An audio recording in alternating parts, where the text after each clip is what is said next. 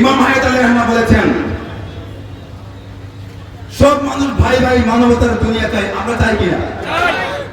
নিরাপদ জীবন চাই, মানবতার রাষ্ট্র চাই। আমরা কি নিরাপদ জীবন চাই না?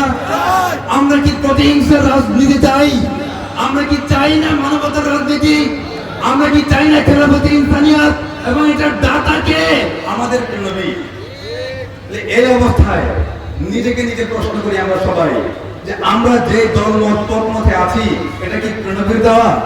এটা কি সাদিকিনদের নাকি সাদিকিনদের বিপরীত?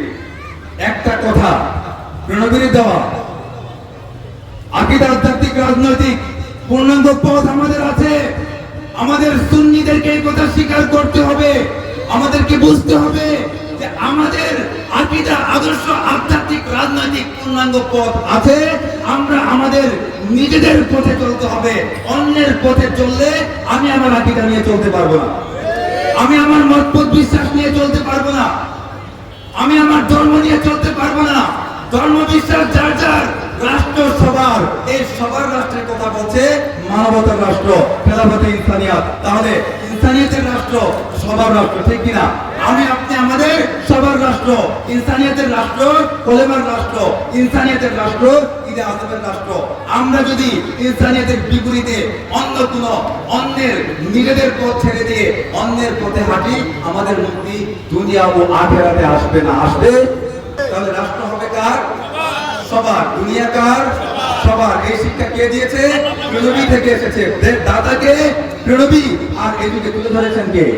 তো কথাটা কি খারাপ কিছু? এটাই তো ইতিহাসের শিক্ষা।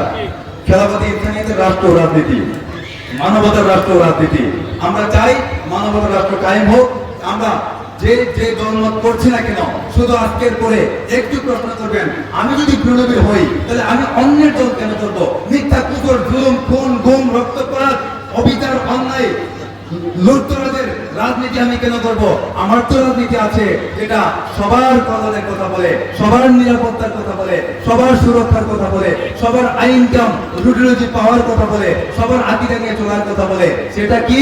কলেমার নির্ধারিত ইসলাম বা আহলে সুন্নাতের রাষ্ট্র ও রাজনৈতিক রূপরেখা, দ্বীনি মূল্যবোধ ভিত্তিক, গণতান্ত্রিক, সর্বজনীন মানবতার রাষ্ট্র ও বিশ্ব খেলাফতে ইনসানিয়াত, অর্থাৎ বিশ্ব ইনসানিয়াত বিপ্লব। আমরা চাই কিনা? এটাই হোক আমাদের আজকের ঈদে আজমের শপথ।